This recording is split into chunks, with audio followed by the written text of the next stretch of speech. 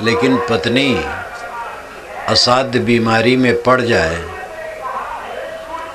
और खाट पर पड़ी रहे और डॉक्टर ने कह दिया कि अब ये उठ बैठ नहीं पाएगी जीवन भर, इसको उठाना है, बैठाना है, शौच कराना है, स्नान कराना है, खिलाना है, जीवन भर ये उठ बैठ नहीं पाएगी। तो पति चाहेगा इसको भगवान बुला लें। अब जिसको कहता था इसे किसके बिना मैं रह नहीं पाऊंगा, उसको चाहेगा कि ये सदा के लिए चली जाए। और यही बात दूसरे तरफ है, जो देवी कहती है मैं पति के बिना नहीं रह पाऊंगी, उस पति की ऐसी स्थिति हो जाए तो पत्नी भी चाहेगी अभी बेकार में है, चला जाए तो अच्छा। लड़का, माँ बाप, कोई भी प्यारा से प्यारा, हमारा प्रियतम कौन है? प्रियतम हमारा आत्मा है। आत्मा के समान कुछ प्रियतम नहीं है। आत्मा के लिए हम देवता की पूजा करते हैं और समझ में आए देवता दुख देने वाला है तो उसको फिर ताकेंगे नहीं उधर। बड़ी चालाकी देवता के पूजन में होता है। मुझे बचपन की याद है, काली माई को कड़ाही चढ़ती थी, पता नहीं आजकल चढ़ता है कि नहीं। तो गांव के बाहर एक बरगद का पेड़, वहीं सब इकट्ठे हों, सुबह से भोजन बने सबका, पूड़ी और लपसी, और काली माई को चढ़ावें, अपना खाएं। माली आवे, अभुआने वाला भी आवे, सोखा आवे। तो काली माई को जो पूड़ी चढ़ाई जाती थी वो छोटी होती थी, अब अपने परिवार के लिए जो पूड़ी रहती थी बड़ी बड़ी रहती थी। तो माता जब पूड़ी बनाने लगी तो बड़ी बड़ी पूड़ी छानती रहीं। अंत में 2 पूड़ी छोटी छोटी उन्होंने छाना। मैंने कहा ये क्या करोगी? कि काली को चढ़ाना। अब काली को चढ़ा देगा तो लौटेगा नहीं, वो माली पाएगा, इसलिए वो पूरी छोटी रखी गई। इतनी चालाकी, गजब तमाशा है संसार की। अगर ये पता लगे कि भगवान बहुत दुख देने वाला है तो लोग भगवान का नाम नहीं लेंगे। भगवान को कोई चाहता है? कोई नहीं चाहता। सब अपना सुख चाहते हैं। न कोई देवता को चाहता है, न भगवान को चाहता है, न पत्नी को, न पति को, न भाई को, न किसी को। सब सुख चाहते हैं।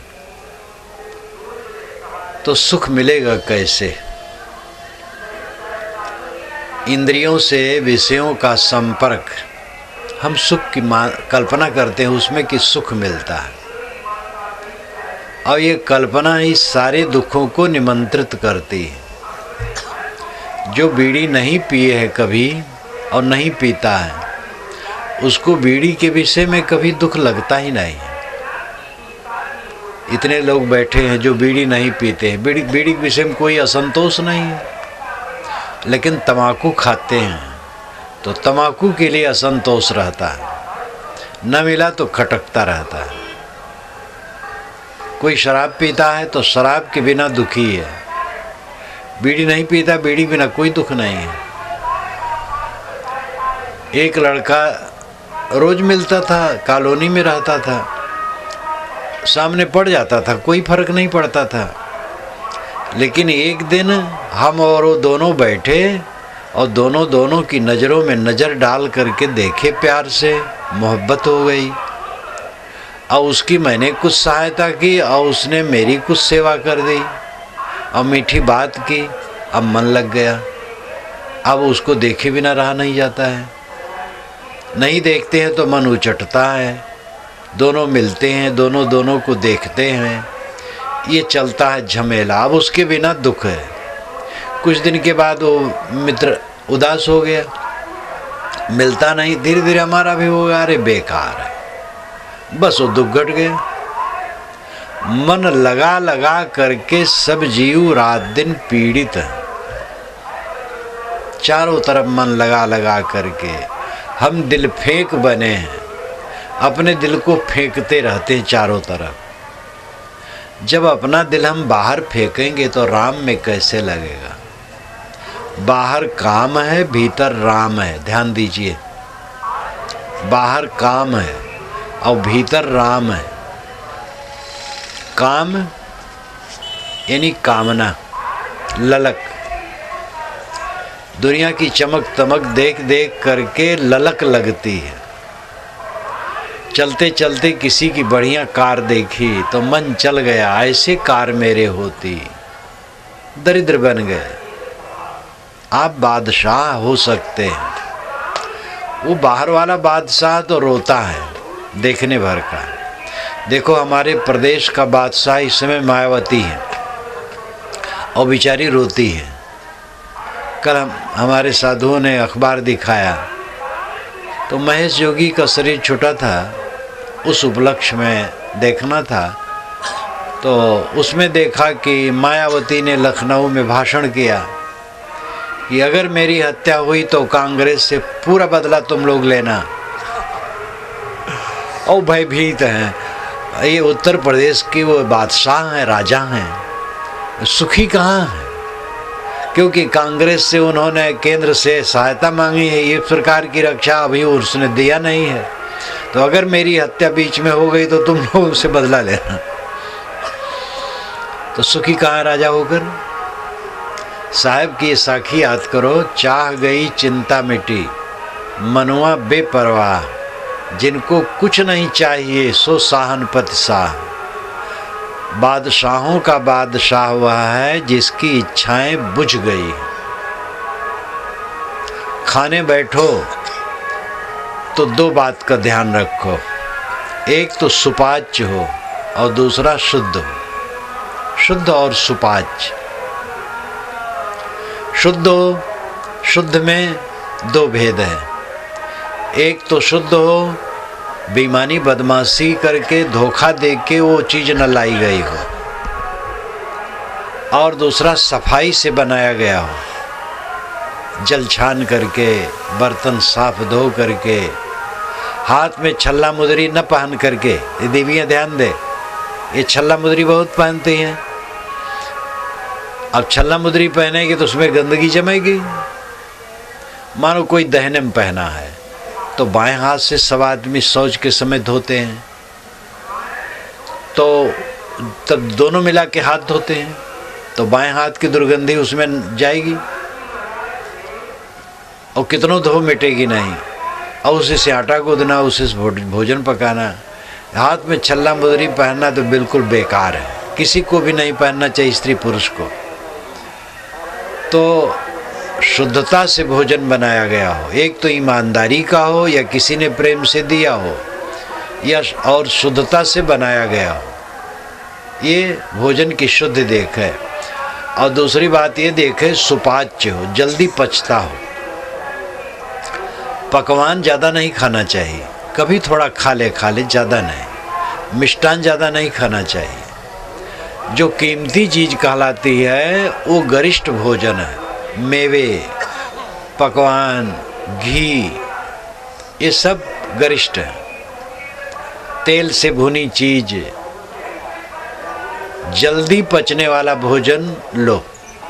जल्दी पचने वाला भोजन ही गरीबों का भोजन होता है, जल्दी पचने वाला। सादा सुदा पानी में पकाया हुआ ये भोजन करो। मैंने एक दिन उदाहरण दिया था, फिर दोहरा दूं क्योंकि नए नए लोग होते हैं। यूनान का एक संत था डायोनीज, और महान सिकंदर का नाम आपने जो सुना है उसी जमाने में था। तो डायोनीज बैठा, मसूर की दाल और सूखी रोटी खा रहा था। तो एक दार्शनिक उससे मिलने आया जो राज दरबार में रहता था। तो देखते ही उसने कहा, डायोनीज अगर तुम राजा यहाँ रहते तो मसूर की दाल और सूखी रोटी नहीं खानी पड़ती। तो तुरंत डायोनीज ने कहा, अगर तुम सूखी रोटी और मसूर की दाल खाने के आदी होते तो राजा यहाँ तुम्हें नहीं जाना पड़ता। मसूर की दाल बहुत थर्ड क्लास की दाल है। वैसे मसूर की दाल ज़्यादा नहीं खाना चाहिए। अरहर की दाल ठीक है, मूंग की ठीक है, कभी कभार हो गया। तो सादा भोजन हो और शुद्ध हो, इतना ध्यान दो। और कभी ये ना ध्यान दो चावल महीन है कि मोट है, सब्जी कितनी कीमती है, सब्जी में मसाला ज़्यादा हो तो और अहितकर है। रोटी नमक हो, रोटी सब्जी हो, रोटी दाल हो, भात दाल हो, जो हो शुद्ध और सुपाच्य हो, और खाओ आप बादशाह हो। और खाने बैठे ये सब्जी नहीं है, क्या कहें, चावल मोटा है। एक पंडित जी मिलने आए मुझसे, भोजन का टाइम था। मैंने कहा भोजन हुआ? कहे महाराज क्या कहूँ, पहले न घी और पीछे न दही, कौन हाल भोजन के कही। भोजन की शुरुआत में घी नहीं मिला और भोजन के आखिर में दही नहीं मिला, क्या कहूँ भोजन की दशा। मैंने कहा दही और घी बड़े हो गए, आप छोटे हो गए। ये जो भैंसे हैं, बैल हैं, घोड़े हैं, घी दही खाते हैं, दूध पीते हैं। बचपन में पिए थे, अब नहीं पीते खाते। लेकिन उनसे लड़के देख लो, आप घी दूध दही खाने वाले जितने हो, किसी बैल भैंसा और घोड़े से लड़के देख लो, कौन जीतता है। तो ये मन को गुलाम बना बना करके सब दरिद्र है। ये पोशाक होना चाहिए, ये कपड़े, इतनी कीमती कपड़े, ऐसा मकान, ऐसी गाड़ी, सम्मान हमारा होना चाहिए। हमारे घर वाले बेअक्ली हैं, हमारी इज्जत नहीं समझते हैं। अरे दूसरे की इज्जत समझो, दूसरों को आदर दो। कितने लोग झंखते रहते, हमें प्यार नहीं मिलता। घर वाले प्यार नहीं देते हैं, संबंधी प्यार नहीं देते हैं, कोई प्यार नहीं देता है, उदास प्यार हमें नहीं मिलता। जो भोजन नहीं पाता है, भूखड़ आदमी, वही तो भूख अन्न के लिए तरसेगा। और जिसका पेट भरा वो कब कहेगा मुझे लोग भोजन नहीं देते हैं। जिसका मन प्रेम से भरा होगा वो कब कहेगा मुझे लोग प्यार नहीं देते। आपके मन में लोगों के लिए प्यार भरा रहना चाहिए, तो प्यार की दरिद्रता नहीं रहेगी। जो प्यार देता है वो प्यार पाने का भूखा नहीं रहता है। ये ध्यान देने योग्य बात है। और जो लोगों से प्यार चाहता है वो प्यार से रहित है, अहंकारी है। अहंकारी आदमी सोचता है कि हमें लोग प्यार नहीं देते। निर्माणी आदमी सोचता ही नहीं है, वो तो प्यार से लबालब भरा है। मनमस्त हुआ फिर क्यों बोले, हीरा पायो गांठ गठियायो, बार बार वाको क्यों खोले। हल्की थी तब चढ़ी तराजू, पूर्व भया तब क्यों तोले। सुरत कलारी भई मतवारी, मदवा पी गई बिन तोले। हंस पायो मान सरोवर, ताल तलैया क्यों डोले। तेरा साहेब है भीतर बाहर नैना क्यों खोले। कहत कबीर सुनो भाई साधु, साहेब मिल गए तिल ओले। इन फकीरों के पास जाने से सुख पाओगे, समझ लो। ये जो फकड़ी साधु हैं, रूखे फीके दिखते हैं, इन्हीं की शरण में सुख पाओगे, और सुख पाओगे नहीं कहीं। साहब कहते मन मस्त हुआ फिर क्यों बोले। जब मन में मस्ती आ गई तब क्यों बकबक करें, क्यों विवाद करें। विजानन विद्वान बहुते नातिवादी, ये श्रुति वचन है। विजानन जो अच्छी तरह से जान गया, विद्वान जो ज्ञानी है, बहुते नातिवादी, वो अतिवादी नहीं, बढ़ बढ़ के बात नहीं करता, अपनी बड़ाई नहीं करता। मनमस्त हुआ फिर क्यों बोले। मनमस्त होने मतलब क्या है, मन आत्म तृप्त हो जाना। भटक लो भटक लो भटक लो, बिना अंदर आए सुखी नहीं होगे, समझ लो। इसमें जो जवान बैठे हैं वो तो धोखे में हो सकते हैं, यहाँ जो बूढ़े बैठे हैं उनका तो धोखा मिट जाना चाहिए। जब से होश में आए हैं, रूप देखते देखते थक गए हैं। रूप से तृप्ति हुई है, कभी नहीं हुई। कोई रूप आपकी आँख में चिपका नहीं, और जीव के पास तो कोई रूप जा ही नहीं सकता।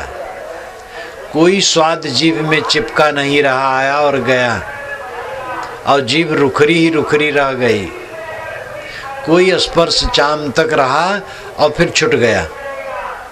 प्यारा से प्यारा जिसको हम दिल से चाहते हैं कब तक रहेगा। ये बाहर भटकते भटकते तृष्णा में दुख के अलावा कुछ मिलेगा नहीं।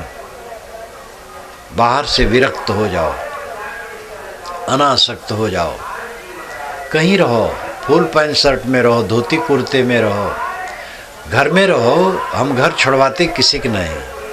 हमारे पास लड़के आते हैं विरक्त होने के लिए, और उनको हम कहते हैं घर जाओ। जो नहीं जाता वो रहता है, और उसको भी बहुत दिन में साधु भेज देता हूँ, जल्दी नहीं देता हूँ। बीच बीच में कहता रहा हूँ जाना हो चले जाओ। मैं किसी को साधु बनने की राय नहीं देता। हाँ, वो जो कहावत है कि सौदा करे दुकान धरे ना, साधना करे साधु बने ना। साधु ऊपर से न बने, अंदर से बने।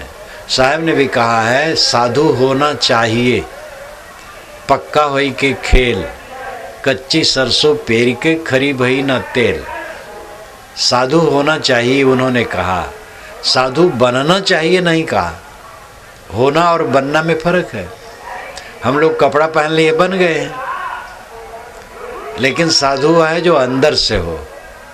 अगर हम अंदर से साधु हैं तो ऊपर वाला कपड़ा ठीक है, और अंदर से साधु नहीं तो ऊपर वाला कपड़ा तो नचनिया भी पहन लेता है, साधु बन जाता है।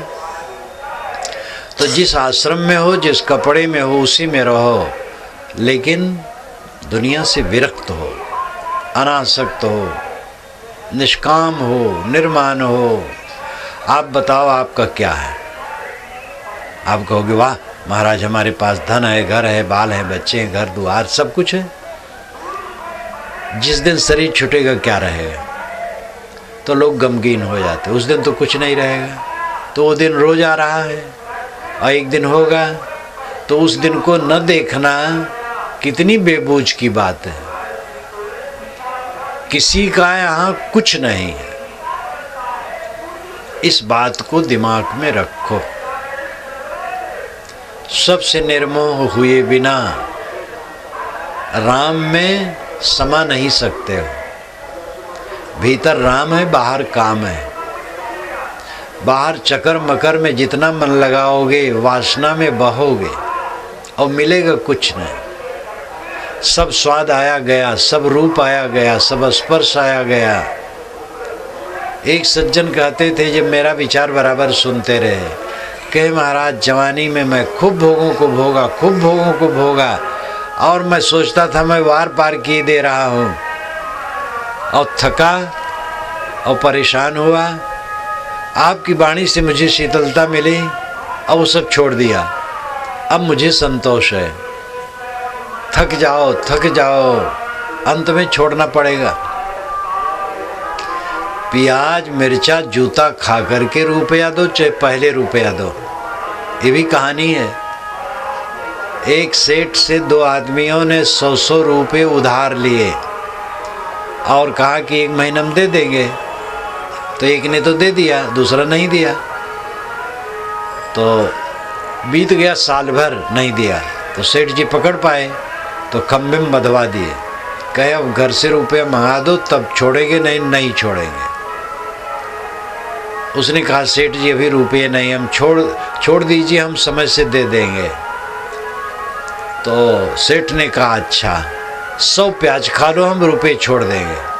कहे धरो, जोश में होश तो रहता नहीं, 100 प्याज कैसे खा पाएगा। रखे गए, 1-2 खाया, परेशान हो गया। कहा सेठ जी हम नहीं खा पाएंगे। कहे अच्छा 100 मिर्चा खा लो, छोड़ दें। तो सोचा मिर्चा हल्का होता खा लेंगे। मिर्चा रखा तो एक ही मिर्चा में मुंह खराब हो गया। कहा सेठ जी मिर्चा भी नहीं खा पाएंगे। कहे तो 100 जूता खा लो, हम छोड़ देंगे। तो उसने सोचा खाना तो है नहीं, सहना है। तो पेट के बल लेट गया, पीठ पर जूते पड़ने लगे। जब 20 जूते पड़े तो दिमाग ठंडा हो गया। कहा सेठ जी हम 100 जूते में तो मर जाएंगे, छोड़ दीजिए हम पैसा मंगाए देते हैं। पैसा मंगा के दे दिया। अब आप सोचो समझदार कौन है जो पहले रुपया दे दिया। इसने प्याज खाए, मिर्चे खाए, जूते खाए, रुपए दिए।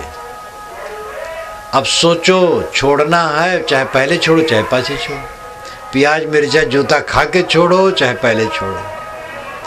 त्याग करना है सबन को, बचत न कोई दिखाए। चाहे तजे दुख भोग के, चाहे प्रथम हटाए। त्याग सबको करना है। पहले संयम से, विवेक से स्वस्थ हो जाओ, आनंदित हो जाओ, आत्माराम में लीन हो जाओ। नहीं तो घिसते घिसते बुढ़ा गए, आंखें सड़ गईं, दांत उखड़ गए, हाथ पैर कमज़ोर हो गए, बिलबिला रहे हैं। अब छोड़ दिए, क्या करें? छोड़ने हैं, आखिर करोगे क्या? तो क्या फ़ायदा है प्याज मिर्चा जूता खा करके छोड़ना? पहले छोड़ो। त्याग से राम मिलेगा, समझ लो। और राम मिलेगा कि भी अर्थ ये नहीं बाहर से मिलेगा। ये तो इतना विशाल नगरी बसी हुई है पंडालों की, इसमें बहुत गुरु उपदेश करते होंगे, आओ हम भगवान के दर्शन करा देंगे और भगवान से मुलाकात करा देंगे। कोई भगवान ऐसा नहीं जो बाहर से आके मिलता है। भगवान तो आपके अंदर में हरदम है। भगवान अलग हो जाए तो आप रह पाएंगे? सबके अंदर में भगवान बैठा है। वेद का मंत्र आता है, अष्टा चक्रा 9 द्वारा देवानाम पूर्योध्या, तस्याम हृदय कोशा स्वर्गो ज्योतिषावृता है। 8 चक्र 9 द्वार वाली देवताओं की अयोध्यापुरी ये शरीर है। 8 चक्र इसमें कल्पना की गई है। टट्टी की जगह से लेके खोपड़ी तक, मूलाधार, स्वाधिष्ठान, मणिपुर, अनाहत, विशुद्धि, आज्ञा, सहस्रार, सूरत कमल, ये टट्टी की जगह से ऊपर तक सूरत कमल ऊपर माना है। ये 8 चक्र कबीर साहब ने इसका वर्णन किया और बीजक में इसका मैं विस्तार से बताया है। 9 द्वारा और 9 द्वार है। 2 आँख, 2 नाक, 2 कान, मुख, ये 7 हो गए। टट्टी पेशाब की जगह ये 9। देवानाम पूर्योध्या, देवताओं की अयोध्यापुरी ये शरीर है। देवता कौन है? आँख, नाक, कान इत्यादि के देवता। तस्याम हृदय कोशा, इसमें सोने का खजाना है। सोने का खजाना क्या है? आत्मा। स्वर्गो ज्योतिषावृता, हो ज्योति से आवृत है, ज्ञान से जगमगा रहा है। अगर कोई उसमें स्थित हो जाए तो स्वर्ग पा गया। स्वर्ग का जो स्वर्ग की जो कल्पना है वो कल्पना है। दिव्य लोक है, वहाँ सुंदर सुंदर स्त्री पुरुष रहते हैं और वहाँ पसीना नहीं उतरता है, टट्टी पेशाब नहीं जाना पड़ता है, आदमी बूढ़ा नहीं होता है। यहाँ की अपूर्ण कामनाओं की भड़ास वहाँ है। यहाँ हमारी ये सब कामनाएं पूरी नहीं होती हैं तो उसकी भड़ास में हम स्वर्ग की कल्पना करते हैं। स्वर्ग कहीं नहीं। स्वर्गो ज्योतिषावृता, अंदर में स्वर्ग है। जब मन समेट लिया गया और अपने आत्माराम में लीन हो गया तो स्वर्ग पा गया, मोक्ष पा गया, जन्नत पा गया, वैकुंठ पा गया।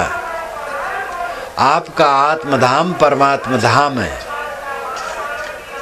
अपनी तरफ लौटो, अपने को देखो। बाहर का जो कुछ है सब कमज़ोर है, दुर्बल है, टूटा फूटा है, विनश्वर है, कुछ रहने वाला नहीं। देखो हम लोग मिट्टी पर बैठे हैं, नीचे बालू है लेकिन शरीर भी वही मिट्टी है और इस पर लगे हुए कपड़े सब मिट्टी हैं और जहाँ तक चारों तरफ दिखाई दे सब मिट्टी है। और 100 वर्ष के बाद ये सब क्या रहेगा? सब मिट्टी, सब मिट्टी मिट्टी। तो आकर्षक कौन वस्तु है? आकर्षण हमारा अविवेक उत्पन्न करता है। अज्ञान के कारण, अविद्या के कारण भ्रम होता है। जैसे रस्सी में सर्प का भ्रम, सीपी में चांदी का भ्रम, बालू में पानी का भ्रम, वैसे विषयों में सुख का भ्रम पैदा होता है।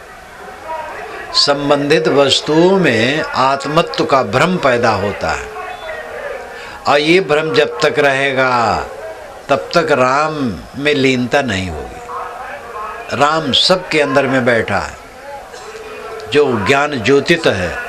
अयोध्यापुरी ये शरीर है, मैंने आपसे कहा अयोध्यापुरी ये शरीर है, और इसमें अंतर्ज्योति राम है, जो ज्ञान स्वरूप है। अंतर्ज्योति साहब ने कहा, अंतर्ज्योति शब्द एक नारी और जीव रूप एक अंतर्बासा। अंतर में बसा हुआ ये जीव रूप जो है यही शिव है, यही राम है, यही परमात्मा है। सुख सब खोजते हैं और दुख सब भोगते हैं। क्यों? क्योंकि सुख खोजते हैं विषयों में, अंतरात्मा की तरफ नहीं लौटते हैं। और विषयों में भटकते भटकते हम अनादि काल से दुख पाए हैं। कब सुख पाए? इतने लोग यहाँ बैठे हैं, कब सुख पाए? कोई सुख नहीं पाया। और कहीं सुख का मानते हैं तो सुख नहीं था, सुखाभास था, सुख का भ्रम था। जब आप लोग दूल्हा बने थे तो कितना सुख लगा होगा। अब किसी बूढ़े से पूछो, बाबा जो दूल्हा आप बने थे उस दिन आपको कैसे लग रहा है, तो नाखुश हो जाएगा, कहेगा चिढ़ाते हो हमें। एक दिन दूल्हा बना करके बेवकूफ बना दिया गया। तो जो सबसे बड़ा सुख का स्थान दूल्हा बनना है वो कितना दुखदाई है। आज एक थानेदार सुबह आया था हमारे पास, रात में ही आया था। थानेदार 2 कांस्टेबल लखनऊ से, तो अपना काम किया, फिर गया पहुंचा। तो मैंने कहा भाई इनको भोजन दो। तो सब्जी थी, रोटी बनाना था, बना दिए, खा लिए, सोए। आज दोपहर को खा पी के गए, बैठे मेरे पास। वो थानेदार मेरा शिष्य है, और पहले जब वो पढ़ता था मुझसे मिलता रहता था, तो मेरी बातों का बड़ा पक्षधर था। कहा साहब क्या कहूँ, भटक गया, अब परेशान हूँ।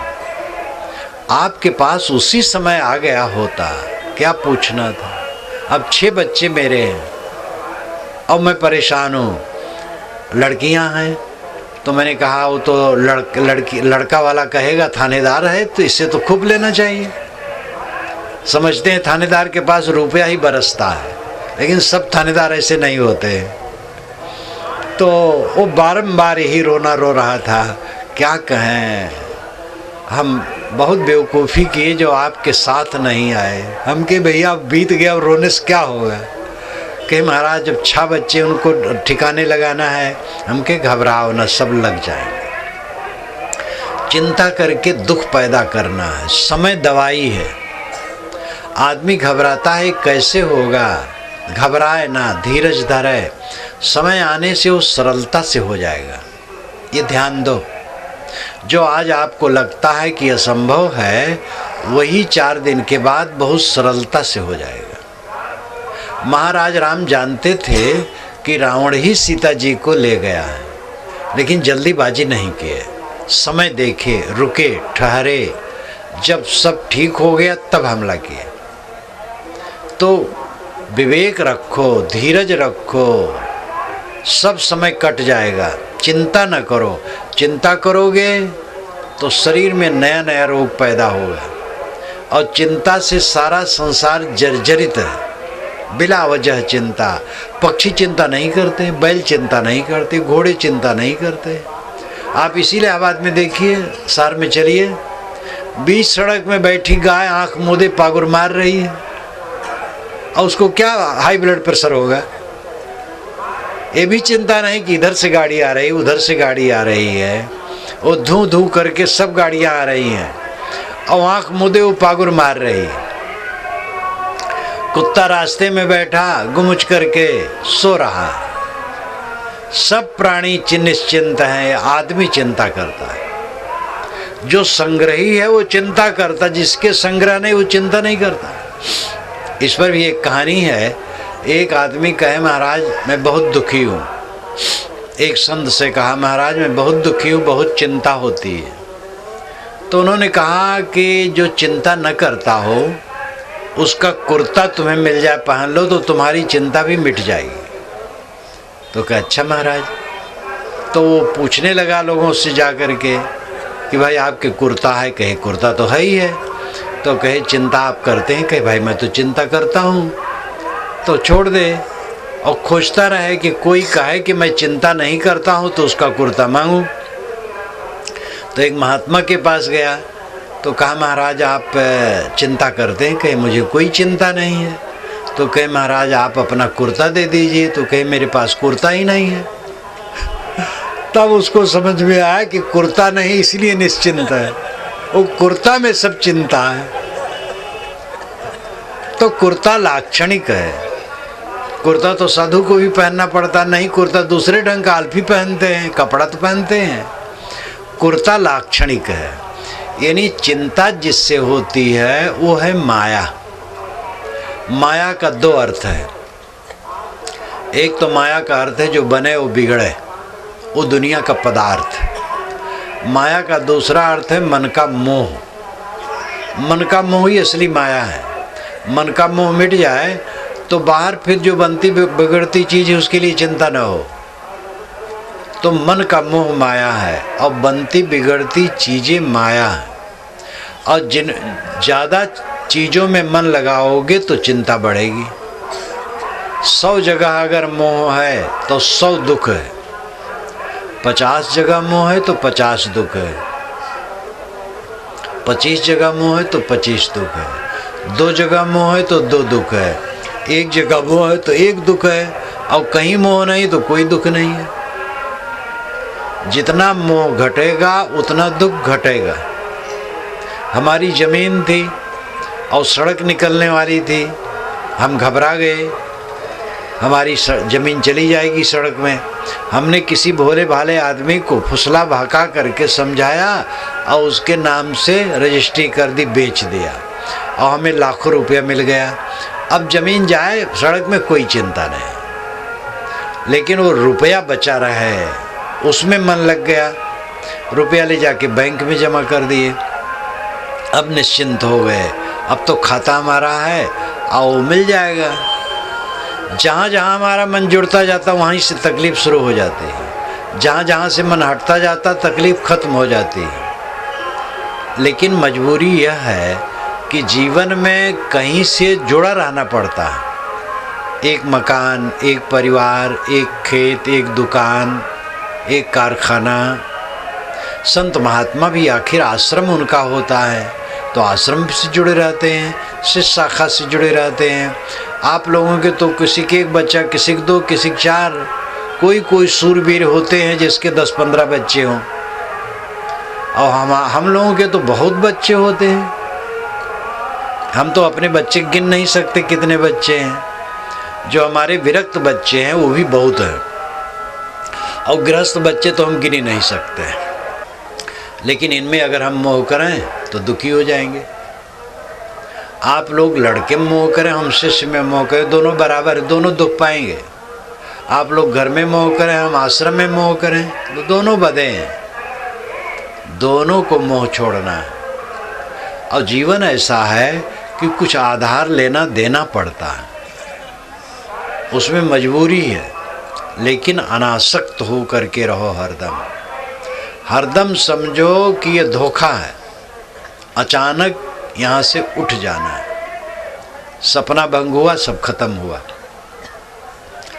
देखो महेश जोगी ये भी 5 तारीख को शरीर छोड़े, नीदरलैंड में अपने आश्रम में, यहीं के थे, मध्य प्रदेश में जन्म हुआ था और इलाहाबाद यूनिवर्सिटी में उन्होंने समाज शास्त्र और भौतिकी शास्त्र और दर्शन शास्त्र में अध्ययन किया और पास हुए, देश विदेश में प्रचार किए। उनके दर्शन प्रवचन का लाभ मुझे सन 66 में हुआ था और उनसे वार्तालाप की उससे और अगले वर्ष ऋषिकेश में हुआ था। तो योग्य थे, लेटे और चिर निद्रा में लीन हुए। अब देश विदेश में फैले अरबों खरबों की संपत्ति उनकी नहीं है। जागते जागते देह में रहते रहते सबको दिल से उतारे रहना भजन है। मेरे साथ मेरा राम रहेगा और कोई नहीं रहेगा। अब आश्चर्य है, राम ही को लोग छोड़े रहते हैं, बाहर की चीज़ों को पकड़ने का हठ करते हैं। जिसको हम पकड़ नहीं सकते उसको पकड़ने का हठ करते हैं, और जिसको छोड़ नहीं सकते उसको भूले रहते हैं। हम राम को, परमात्मा को छोड़ना चाहे तो छूट नहीं सकता, क्योंकि वो तो अंतरात्मा है, मेरा सत्व है, मेरा अस्तित्व है। वो थानेदार अभी कह रहा था कि साहब उतरौला में, इस समय उतरौला में हुआ है, तो उतरौला में एक संत है मुस्लिम, वह कबीर साहब विचार कहते रे मंदिर मस्जिद झगड़ा बेकार, मंदिर मस्जिद शरीर है, जो खुदा है अंदर में बैठा है, बाहर कहाँ है। और वो बिल्कुल फकड़ाना बात करते हैं। तो मुसलमान बहुत नाखुश हैं। हम कहे वो मुसलमान संकुचित है, वो सच्चा कहते हैं। तो ऐसे ऐसे विवेकवान हर जगह होते हैं। कहते मैं उनके पास जाता हूँ, उनकी बात बड़ी अच्छी लगती है। परमात्मा बाहर नहीं है, बाहर कहीं खोजने से मिलता है परमात्मा। परमात्मा सबके अंदर में बैठा है। जो अपना आत्मा वो परमात्मा है। जरूरी है जो सुख की लालसा हमें है कि बाहर मिलेगी, उस सुख की लालसा अविवेक से है, वो भंग होना चाहिए। आखिर में इतना दिन तो देख लिए हैं, कहाँ सुख मिला है? चांटे मिले हैं और कुछ नहीं। चांटे खाते खाते ये बाल पक गए, इतने चांटे पड़े कि बाल काले से उजले हो गए। अभी भी होश नहीं। काले वाले कहते महाराज अभी तो हमारे काले हैं, उजले नहीं हैं। पहले सावधान हो जाओ, उजले होने हैं, पहले सावधान हो जाओ। इस दुनिया में चारों तरफ चांटे हैं, सुख का भ्रम है। उस सुख की लालसा दुख पैदा करती है। बाहर मन आकर्षित जितना होगा बधा रहेगा, अंदर में कोई प्रवेश नहीं पाएगा। और परमानंद है मन का अंदर में प्रविष्ट हो जाना। यथा यथा प्रत्यवस्थितम मनः तथा तथा मुंचति वाहे वासना निशेष मोक्षे सति वासनानाम आत्मानुभूति प्रतिबंध शून्य। ये स्वामी शंकराचार्य कहते हैं। यथा यथा प्रत्यवस्थितम मनः, यथा यथा प्रत्यक अवस्थितम मनः, जैसे जैसे मन भीतर में स्थित होता जाता है, रुकता जाता है, तथा तथा मुंचति वाहे वासना, वैसे वैसे बाहर की वासनाएं शांत होती जाती है। निशेष मोक्षे सति वासना नाम, सारी वासनाओं का जब त्याग हो गया, आत्मानुभूति प्रतिबंध शून्य, तब आत्मा बंधन रहित हो करके अपना परमानंदमय अनुभव करता है। जीवन ऐसा होना चाहिए कि हमारे चित्त में कोई खटक ना हो, कोई पीड़ा ना हो, कोई वेदना ना हो, कोई तकलीफ ना हो। ये जीवन का आनंद है, ये जीवन का रस है। हरदम चिंता, हरदम चिंता, हरदम चिंता, बिला वजह चिंता, माटी गोबर का चिंता। ये शरीर माटी गोबर है, इसकी क्या चिंता? सेवा करो, रक्षा करो, परवरिश करो, चिंता न करो। बच्चों की चिंता न करो, बच्चे सब बच्चों के हाथ पैर हैं, वो कमाए खाएंगे। बाल बच्चे सबके जीते खाते हैं। ये संसार ऑटोमेटिक यंत्र की तरह चल रहा है, आप और हम चला रहे हैं। कितने बूढ़े अपने बच्चों से कहते हैं अरे हमारे आधार पर मटर गश्ती मार लो, जहाँ हम मरे तहाँ तुम ठीकरा लेकर के भीख मांगोगे। ये बूढ़ों का अहंकार व्यर्थ है। इसी अहंकार से हम तपते रहते हैं। सारा संसार अपने अपने कर्म फल भोग के अनुसार चल रहा है। हमें भी जो हमारे ऊपर कर्म फल भोग हैं वो होंगे। असली काम है हमारा कि अपने मन की निरंतर सफाई कर। सुख की लालसा से सारी गंदगी इकट्ठी होती है। सुख की कल्पना करके विषयों में उसके लिए हम अत्याचार करते हैं। एक अत्याचार है दूसरे की वस्तुओं को छीनना। दूसरा अत्याचार है अपने ही द्वारा पैदा की हुई वस्तुओं का उपभोग गलत तरह से करना, खाने बैठे तो खूब गले तक खा लिए, ये अत्याचार है। खूब छौंक बघार, खूब मिर्च मसाले, खूब खटाई मिठाई, खूब तेज तलख, ये अत्याचार है।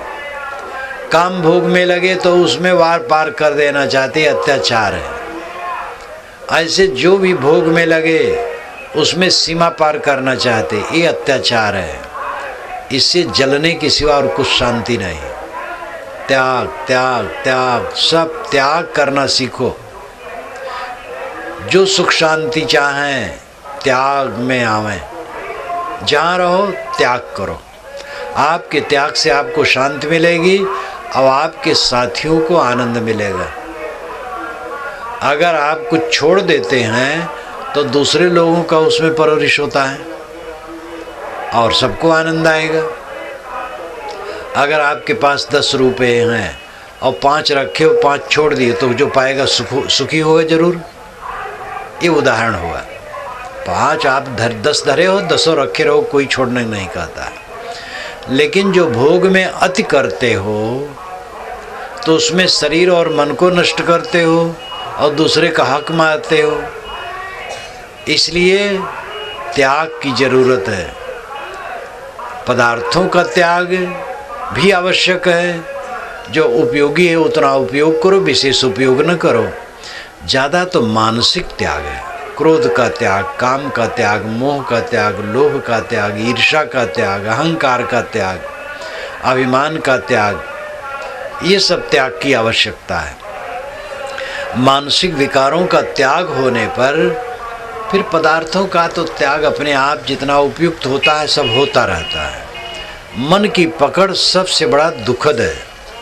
तो मैं आपसे कह रहा था कि सब सुख चाहते हैं।